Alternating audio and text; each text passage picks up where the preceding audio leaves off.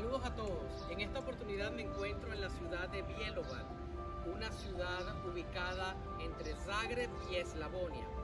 Hoy vamos a realizar un recorrido patrimonial y vamos a visitar el Museo de la ciudad de Bjelovar. Acompáñenme.